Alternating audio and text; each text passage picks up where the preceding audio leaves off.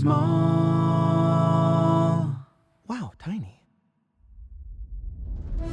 You are currently listening to Tiny Table, where we explore TTRPGs you might not have heard of. Whether big or small, we hope to cover them all.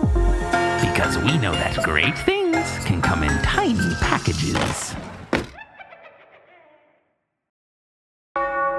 Vampire the Masquerade, 5th edition, has died. Throw on your chunkiest black leather boots, grab a steak with a side of steak, and fetch a glass of your driest, full-bodied AB positive to help cut through and dissect in this post-mortem. Ooh, minerally.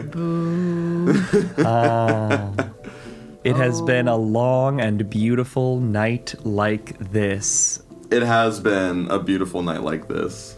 What a wide-ranging game this is. Ordinarily, I find we are often ones who want to front-load our praise and then move on to critiques. I think we would be well served by inverting that standard here and getting out of the way the thing that is going to be maybe first and foremost on all of our immediate minds. Who wants to bring their thoughts to the formatting of this book? It hurt me. It hurt to read. I didn't like it. I praise myself on being able to like read the rules and do all of that. And when you're like 20, 30 pages in and you haven't gotten a rule yet, and then they throw in a rule, but I don't even know what the rule's for. I don't know the system. I don't know anything. And then sometimes they're in the middle of a rule, and then it's a new rule. And then 2 pages later, you go back to the old rule. And the worst part about it is that it's really smooth to play. Like, it's fine to play. Like, I didn't find, there was a few times, you can probably tell on Mike, that I'd be like, oh wait, how many dice do I roll for this? But I feel like that's very normal. We play for the runtime of like what would be normally one person's big session. Like, you know, I think it's normal to have some questions, but man, it freaking hurt to read these rules. To kind of sum it up, Julie, you actually had like a really good kind of tagline for like how you would describe this book, right? Yeah, Vampire the Masquerade is a game that is lovingly thought out and hatefully laid out. This is the worst organized rulebook I have ever read in my life. I'm just going to take a moment. Let's go through this table of contents and let's see. Very first, we hit concepts. We hit some high concept ideas. What is the world of darkness? I can see the vision here, but wow, is there a lot of metafiction. Yeah, because the concept starts on page 33, which means there are 33 pages before that are not listed in the table of contents. What are those pages? Fan fiction? Bad. Yeah, they're metafiction in the world of darkness. That's followed then by Kindred Society and the Clans, which is going to give you, we're nearing up on 60 pages of fiction of the setting before we have gotten to a single, like Holly said, rule. And then when rules begin, it starts with an in-depth breakdown of all of the clans, then the basic rules of play, then the character creation rules, which will need to reference the clans, so you're already leaping back and forth over the rules section while you're making your character. But don't worry, because also while making the character, you will need to know your disciplines, which involves jumping just a small distance, 110 pages deeper into the book for the disciplines section, which is all to itself 40 pages of minute spell rules. But in between the character creation rules and those are the vampire rules. And you might say, Julian, vampire is the name of the system. What do you mean there's a section of the table of contents just labeled vampire? what does that mean? And it's a bunch of different assorted rules for like the nature of how vampirism operates. And then after the spells are the other how to play systems. And then it ends with some tools for the GM. Reading this book is a nightmare.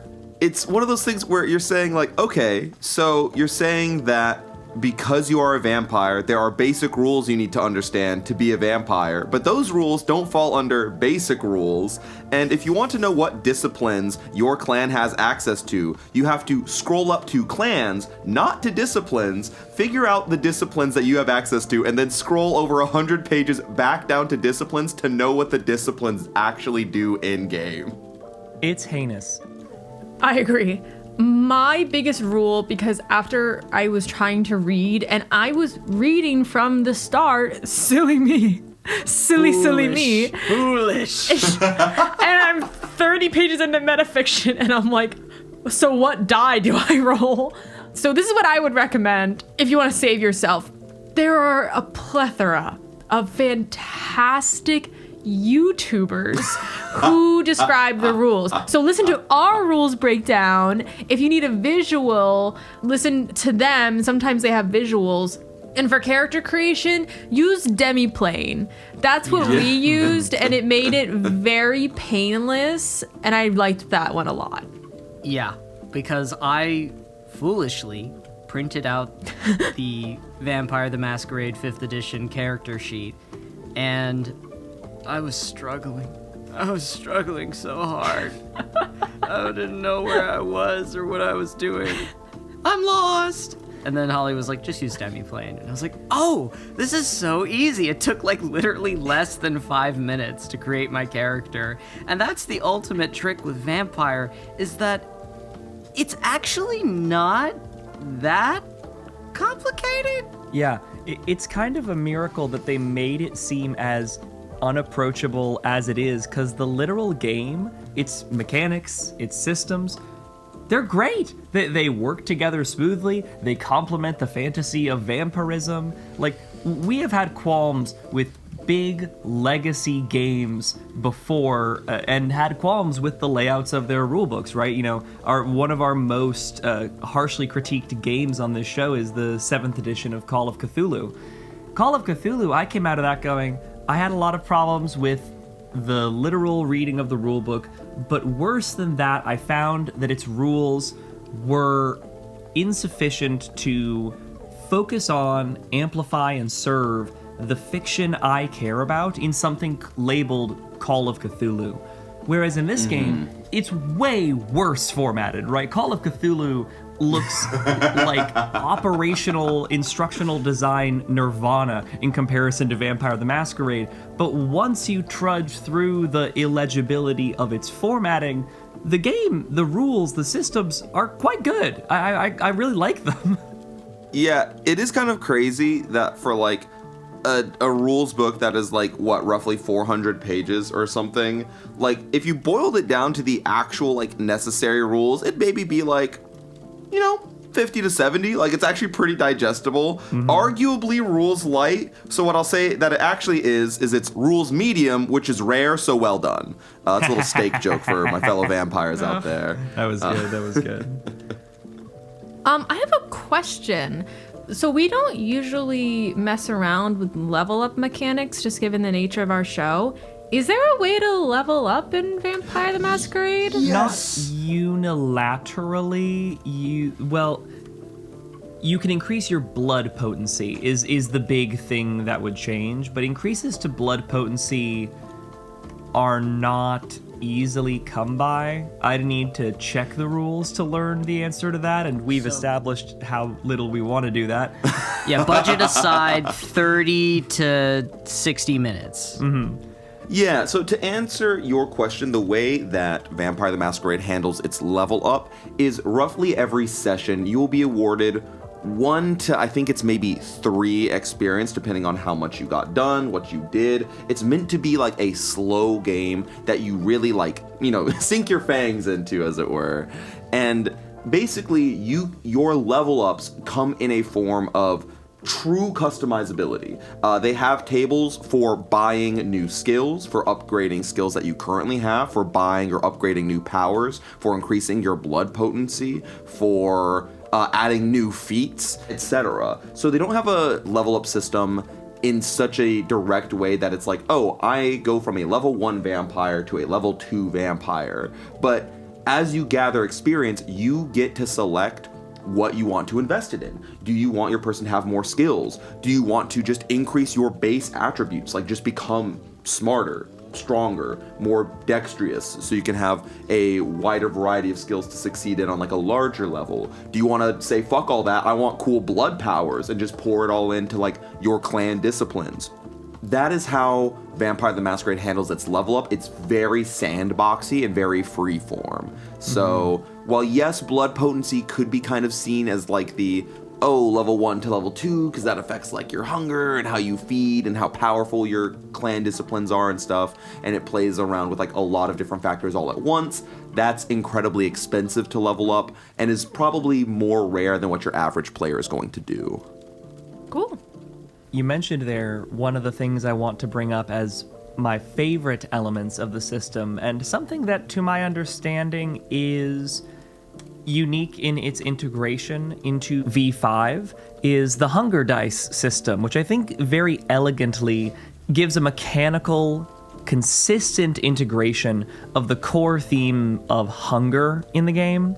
I've spoken with some friends and peers about the different generations of vampire, and in classic World of Darkness fan fashion, many of them expressed frustration and ire to learn that we were playing 5th edition, which for a lot of folks in the community is not their preferred edition of play. I've heard the most love for 20th anniversary edition, which I think is the one you grew up on, Skylar. Yeah, that's my personal favorite as well. It's also just the one that I have the most experience in. I haven't played much before that, but I did play, or at least create some characters for 5th edition before our actual play. And the thing that I think I liked, oddly enough, about 20th edition in comparison is there were more rules, meaning more choices and more like crunch and customizability to get in. I'll give one brief tangent before I let you...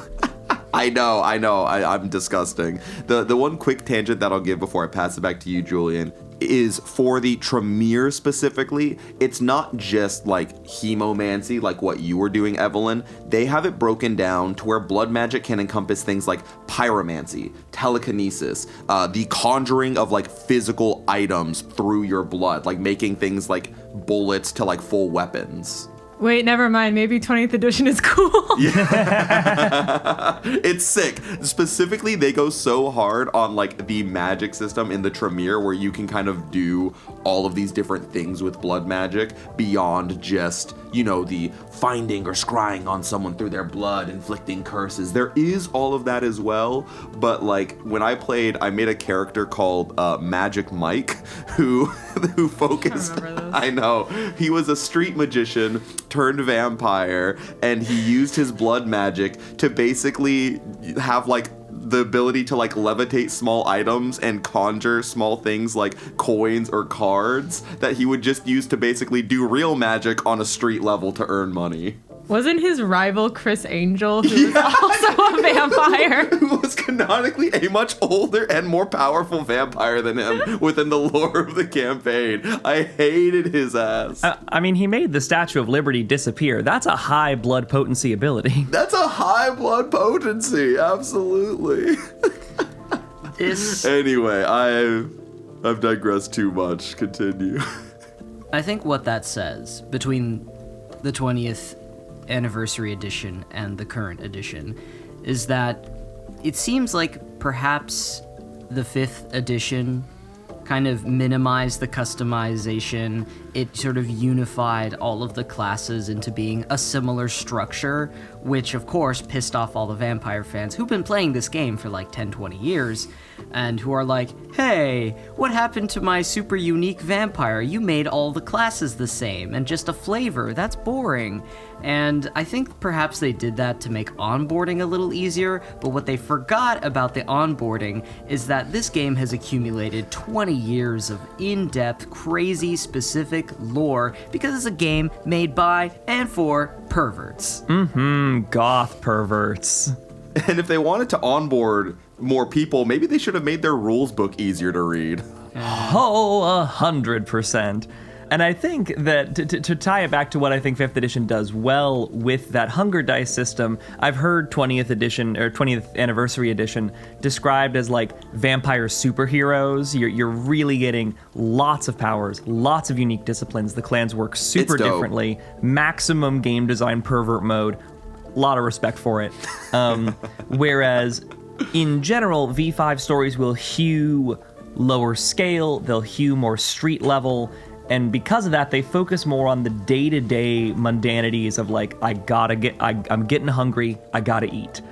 Which I think is a nice way to essentialize the play. And it gave us a great like hot start where instead of just generically being like, oh, there's a Masquerade breach, I wonder what's going on. I got to go, ooh, there's a Masquerade breach, but also one of you is like really hungry right now. And having that really jolted the game into an exciting start right away. Tell me a little, Skylar, about how that felt rolling and seeing that we were starting with Damien at hunger level 4. Yeah, that was a super different experience, I will say, than my few times playing 20th edition, the 20th anniversary edition, because a lot of our focus was on like, okay, we're doing missions, like even at like lower levels, what would still be considered like, like childer level vampires. We like, had to go into like Central Park to like face off against like werewolves or like, have like a conversation. We were like part of these very larger scale conversations and like, like masquerade parties and whatnot. And then for this, despite the fact that we started at, I think it was like Ancillary level, where we have like 15 experience to start off with, I was like, oh, I could still like fuck up and get caught at any time. Like there was a sense of vulnerability that came with 5th edition that I think leans more into the horror aspect of being a monster but forced to conform to society to hide your identity that 20th edition maybe doesn't play on as much, because that is leaned more into the power fantasy of being a strong vampire in like a world full of prey. And I'm still not an expert by any means. I don't have the same amount of experience that true like World of Darkness like day one heads have, but I definitely felt that sort of difference right from the get-go, because I never felt any of that same tension, at least in the few games that I played, even with a dude whose name is like Magic Mike who's fucking level 1, so it was very interesting. It's nice that this edition makes it scrappier, because the rules explicitly state you should be playing tonight, right? This game of Vampire takes place tonight in your city on the next block over, right? And because it's also taking place in New York, there's kind of a grit to it that was co-synchronous with its setting and also its setup. And it led to some incredible moments with the sort of feeding mishaps of both Damien and Evelyn. And it created for a lot of unique drama, and it's important to remember the vampire element, right? I felt like a lot of the rules, especially with the humanity system, was really focused on like, and even within the fiction, over and over again, like, you kill people. You kill people and drink their blood, and that fucks you up over time, and you have to think about that. And I thought that was a really cool way for ludonarrative design of like your humanity system is reflective into your roleplay and your story. Game design serving the purpose to tell the narrative and ethos of the game's like philosophy on vampires. I find as well, in mentioning that feeling of scrappiness, of avoidance, the idea that you have to really lay low, I think it's a great harmony of the rules of the game and not just the narrative of Vampire broadly, but the developments in the meta-narrative that are centralized in 5th edition. there's a big focus on this being an edition of Vampire that is happening post-Patriot Act. Like, this is a part of the world where, there's a time in the world where governments are getting increasingly focused on advanced modes of surveillance, where conflict draws into a seeming endless torpor in the Middle East, using that word correctly this time, in that it is not a torrent, but a perpetual slumber of war that like moves into the East. The mystery of the jihad that draws the elders in is a very, I've met writers who use subtext and they're all cowards approach to talking about the war on terror, but it is very much like an apt engagement. And you know, we can get into the history of how the White Wolf branded vampire game is maybe not always great at integrating real world political developments into its setting. Will note, I'm just going to give a note to all of our Jewish listeners. There's an evil, bad, no good team that I chose to avoid including that are called the Sabbat, and they're still called that in 5th edition. And they're a secret cabal who are doing literally like the blood libel, and they're called the Sabbat. And I have to just sit there and go, I don't like that at all. Yeah. I'm going to choose not to include it. Bad. White Wolf does not have a great history of interacting with the real messy, human situation, and they're always... I like that they're swinging for the fences, is kind of my take. Yeah, they're like, okay, like this happens in our world, so we're going to include real-life human conflict through the lens of vampire, which increases the realism of the urban fantasy angle. It's just not done with a lot of respect. Let's just call it. Yeah, to kind of bounce off of that and to talk about the whole "it happens tonight," I feel that makes Vampire a game that continually gets just a little bit scarier, because as you're talking about, you have to be a murderer. And as society progresses, there are a lot of ways to track DNA, to have security, to like have all of these things that like make getting away with murder more and more difficult, which in a weird way like enhances the horror of the game over time as systems to stop that from happening continue to increase naturally in society. So it is like, while it isn't like, it's far from fucking perfect, and in fact is in many ways flawed in how it integrates, modern takes and modern happenstance, it does at least propose something that is interesting to engage with. Yeah, and I feel like we've spent a lot of time talking about kind of the plot, some of our issues with formatting or issues with the system, or how the company and the writing handles certain topics. But I would love if we all went around and maybe said what our favorite mechanic is. I personally really enjoyed the disciplines. I found that I used them a lot. I liked how they were varied. I liked that even though I think Neo and I had one overlap, I still felt like we were able to use them in interesting ways. And yeah, I liked the disciplines. I liked that there was a lot to choose from, and I felt that they were cool. Nice. Yeah, I actually just want to talk about the base dice system, the system of resolution for most things. I really enjoyed that. I'm not great at rolling or complicated rules into how to resolve the base thing. So it was really awesome to be like, okay, in this situation, you're going to be utilizing these two relevant skills. Let's call it stealth and intuition, or whatever. And then you would say how many pips you have, which represent how many dice you have. Kind of reminded me of Yeld, right? Like your ability is your number of dice, which is great. I love that because you get to roll a lot of dice if you're really good at something, or if you're not too good at something, you roll only 2 dice, and then you can decide whether or not to add dice by spending your willpower or blood surging, which increases your frenzy, and you have specific hunger dice and all of the like minutia of the dice pool system and success counting made it electric, especially when roll-offs were happening. Oh, God. That was the most juicy and exciting. And the whole messy critical or bloody failure or whatever it's called was extra exciting because Zoid added a little bit of potency to, like, if you succeed or fail, there's actually 4 states of outcome.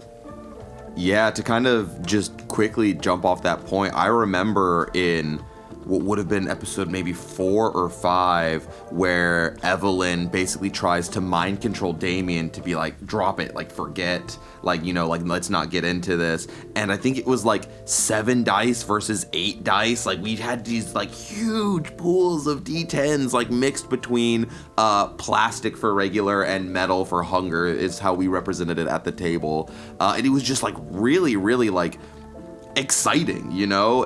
Again, I think I have come to really enjoy rule systems that are just like, hey, do more, roll more dice, every roll is fireball. Like, that really excites me. Yell did it, we really liked it there. This does it, we really like it here. So I definitely agree, Neil. It's a fun aspect. Before I get to my favorite though, Julian, I'd love to hear yours. I really like the economies of this game, and the fact that there are multiple ways to affect the construction of your dice pool, right? Your literal approach, how you choose to do things, that gives you your core dice pool, you know, which attribute, which skill is utilized. So already we have an engagement around, you know, focusing on where your character is strong or where they are weak to give you a unique outcome. That's kind of baseline, but then from there, you have the ability to rouse the blood and do a blood surge to give yourself some more dice to roll, 2 additional, and that has the chance of making you hungrier, which then might lead to rolling more hunger dice, which increases the odds of a bestial failure or a messy critical. And then you can also, after the roll, use willpower, one of your other limited resources, and it's one of your hit point pools, right? You have physical hit points for your health, and then you have your willpower, which is like your mental, your spiritual, your sanity hit points.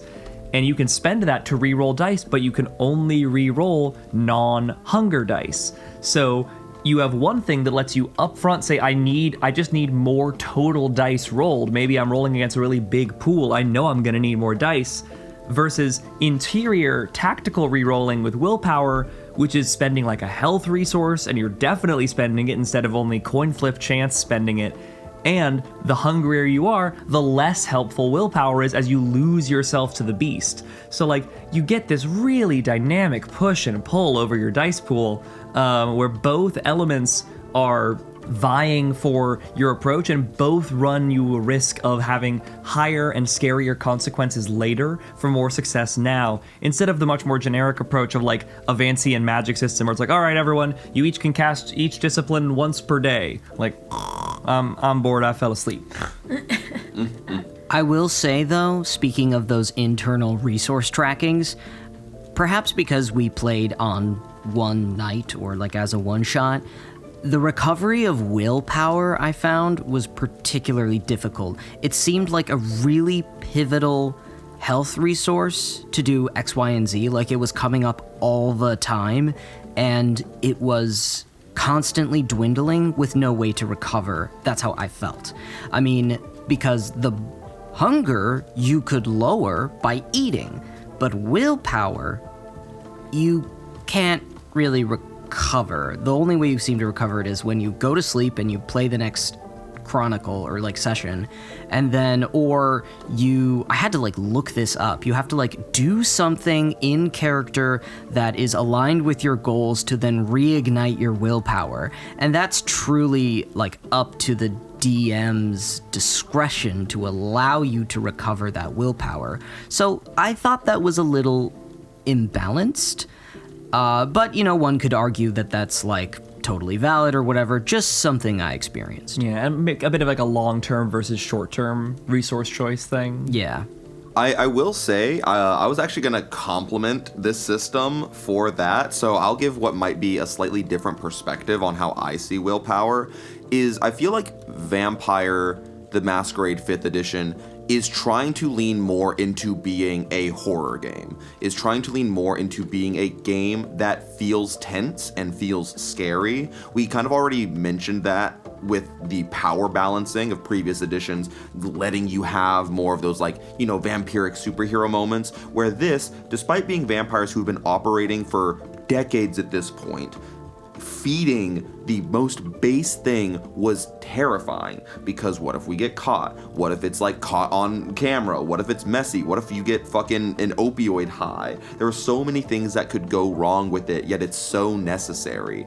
And you don't spend health to better your rolls or give you more chance at success. That's just the thing that prevents you from like dying when like things get bad. And I guess like your hunger level, managing that, you know, allows you to have better success on your rolls, or at least stave off failure in the sense of like bestial failures or messy criticals. But I think it forces you to really, really consider, do I want to risk my willpower? Do I want to spend this limited resource that is difficult to get back, that I might need in a social conflict, because this role right here is more important than all of that to potentially succeed?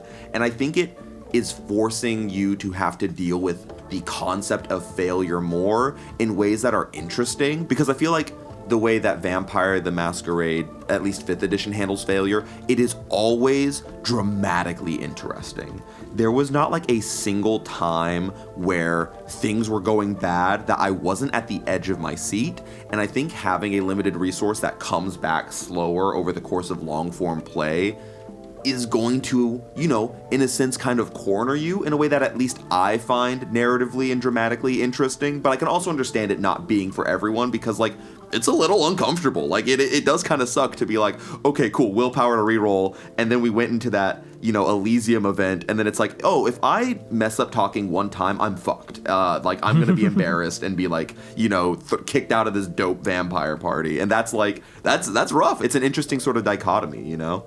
Yeah, I think I definitely see what you mean, Neo, that the rate of recoveries, and it's true for both, but it's longer and stricter for the recovery of willpower. I think the dampening effect that you can feel there is that going to 0 willpower doesn't kill you. It leads to a moment of like dramatic crisis. Like when you hit 0 willpower and you're in like a social scenario, you like get embarrassed or get shamed and like flee in disgrace, which like, you know, you endure like a moment of social death, which is rough and that's bad, but that's like, ooh, that's juicy drama, versus hitting 0 hit points is like, you might be facing the final death, depending on if the person who did this to you knows how to do that, which if it's a kindred, they do know how to do that.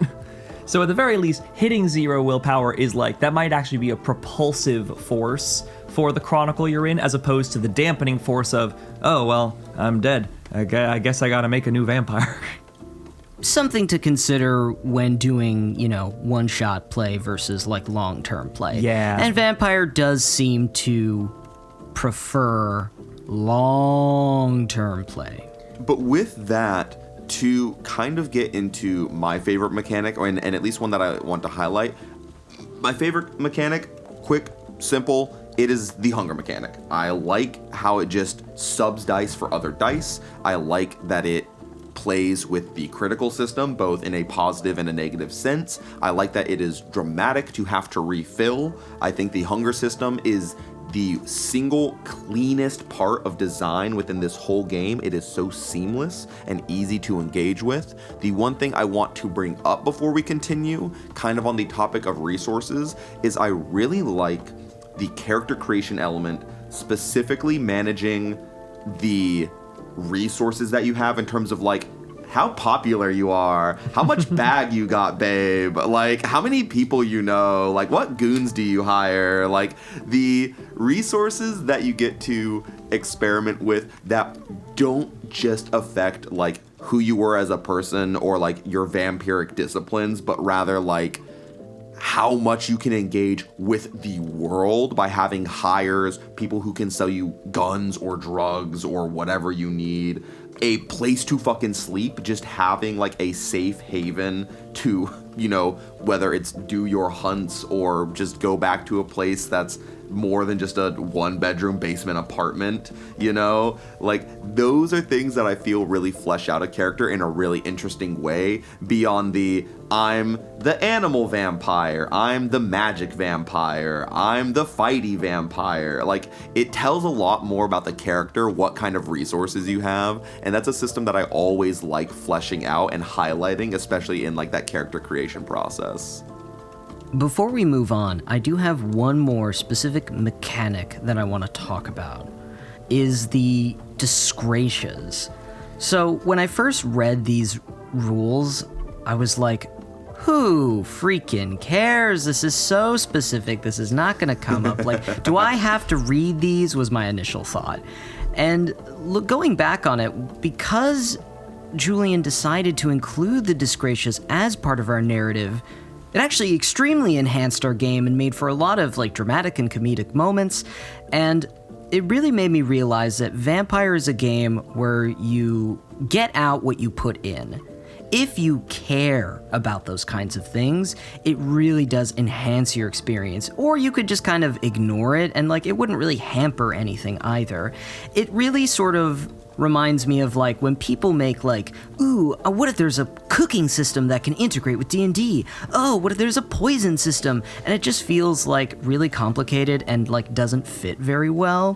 Whereas these sort of are, you know, these kinds of extra systems feel like that, but they are actually pretty synchronous, and they do flow very well in terms of like narrative ways and mechanical ways. It really does integrate well because Vampire is about blood. It's about the realities of vampirism. And so like those additional mechanics looping into support is great. And, you know, or you can just kind of like skim them over or ignore them when they are not relevant. Which I wanted to mention was something I was surprised by. I didn't think I would enjoy it as much as I did. Yeah, it's not explicitly highlighted as like a modular system. I guess it's signposted a little by having things like a delineation of advanced systems near the end of the book, the advanced physical conflicts, the advanced social conflicts. It's the kind of thing where I find it's really well detailed in the section on modes of play, which is right at the top of the advanced systems. It's primarily instructive for the storyteller, which is not a title I like. I don't like storyteller as the GM title, but that's a minor quibble. They give you a sense of, you know, there are different types of scenes. There are spotlight scenes that are very focused, that are abstracted scenes. Those go longer. Downtime scenes might cover weeks or months of time in a couple of sentences. But then it also gives you different modes of engagement with those scene types. Are you playing fully freeform and barely rolling the dice, just referencing static numbers? Is it directed freeform where you do one die roll up top and then shape your scene based on the die roll? Do you go further and punctuate the freeform with a lot of die rolls, or are you going very dice detailed and going like turn by turn? And it gives you not just a little bit of nuance on like, oh, here's how these different modes of play work. It gives you context as to why you would want to engage on different levels with different types of scenes. And then that kind of modular approach can be scaled to the mechanical level as well, right? Things like the disgracia system, the long tail of the humanity spiral, the convictions system, the webs of the relationship map. These are things where if you want to just pick up and play a game of Vampire the Masquerade tonight, you don't need to engage with those systems, but if you read those systems or hear about them and they excite you, and they get your brain spinning about the dramatic questions of vampirism, they're there, they're well thought out, they're nuanced and detailed. You'll find them eventually, come hell or high water in this rulebook. And you know, it's a great, like, yeah, game meets you where you are, and it's got content to match your interest if you want to dive deep. Yeah, it's had 20 years of people going, ooh, but what about this specific thing? and it's all very, very loving, but there's a lot of it. Speaking of deep time, I kind of want to know a little bit. We played in a pretty constrained format. We're playing basically a one-shot scenario over these 6 sessions. I'm really curious to hear from each of my lovely players if this were a chronicle, if we had played this for a long while into the future, like at a home table. What do you think would be dramatically next for your character, given the dangling plot threads at the end of the sessions? So it was very, very clear to me that Evelyn, the moment that the Nosferatu got involved, pretty much goes directly from the Red Hook IKEA adjacent church, goes to Jackie's apartment and turns her into a vampire. No hesitation, no question. Whoa, for just real? Turns her into a vampire, doesn't ask any questions, because it's that or they both die. Damn. There is no way at this point, with the eyes of 2 super hacker freak perverts, that this extreme violation does not come to light. And I think it plays at the end of the day of Evelyn loves Jackie, but she's also a vampire and a bad person. And I think that is the core of Vampire the Masquerade, is that you're playing bad people. Mm-hmm. And I think what is more so true of that of I love you and I'm not going to have you get killed, but I'm also not going to have you get me killed. Mm-hmm. So welcome. And I'm not going to urge you to leave. I'm not going to say you need to go somewhere else, go into the vampire equivalent of witness protection. You're getting turned. Is such a great choice for that. And oh god, that's so juicy. Yeah, I guess I can go next. So Damien doesn't have a Jackie, but Damien does have a very explicit, multiple times mentioned and seen on camera, but thankfully not by our other 2 vampires, huge secret that I know at some point or another would get out. And I think the way that it would actually be most narratively interesting in my headcanon is I think it would be Evelyn who finds out, or who maybe questions Damien first, and Damien having to either confess or confide in Evelyn, the person who he beefs with the most, about this. But the reason why I think it would be Evelyn first, and why I think it makes the most sense for it to be Evelyn, is because Anastasia is a little fucking goody two-shoes snitch who I know would report my ass instantly. She can be all polite and kind and whatever, but nah, she's a narc. She's like a teacher's pet. If she fucking found out what Damien did, her ass is ratting me out instantly. She's going for that bag. She does not give a shit. She might be nicer to Damien, but she will be the first to throw his ass under the bus, where I think because Evelyn actually has secrets of their own, would oddly be more sympathetic to Damien's cause, and I think it would actually draw them closer together as characters, where Evelyn's no, Anastasia, you were just seeing something, or no, I don't think that's the case. Damn. And it would be a weird thing of enemies to friends. Chunky jewelry clanking as she walks her way down to Phi-Dye. Oh yeah.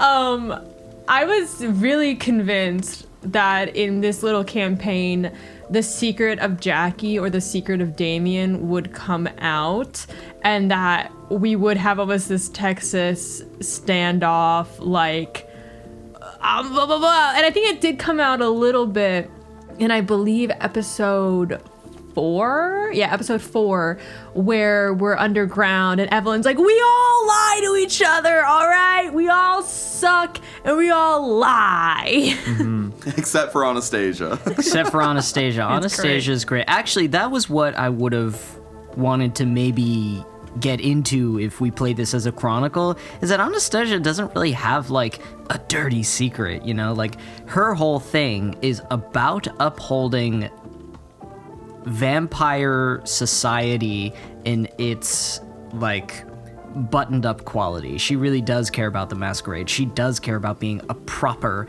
member of vampire society. So I think actually her dramatic conflict would come from realizing that her two closest vampire friends and her coterie are mask breachers, and then she would have to like contend with that. You know, she would have to be like, oh damn, these people who I trusted to be good are betraying me.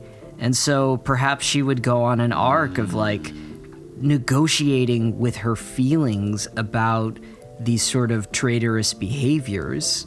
And there's maybe even like a temptation angle of like, well, I mean, because this would also be a revelation that she's going through right after really like kind of making it up in the ranks and having the Vema ascend in the eyes of Francino. So she'd be like, well, shoot, like if we can get all the bells and whistles of being a good Vema and do it while breaking the rules, well, damn it, why don't I get to break the rules? Yeah, what's in it for me? I think if she found out what was going on, she would be a little bit more sympathetic to Evelyn because, like, she would be like, oh, well, that's maintaining your humanity. Like, that's... It's Twoo-Wov. That's fine. She can think of a few Taylor albums. It's Forbidden Love. It's juicy. You know, it's relevant. But Damien, the vamp on vamp action, that would be no-go. I think that would actually genuinely split her. She would not be into that.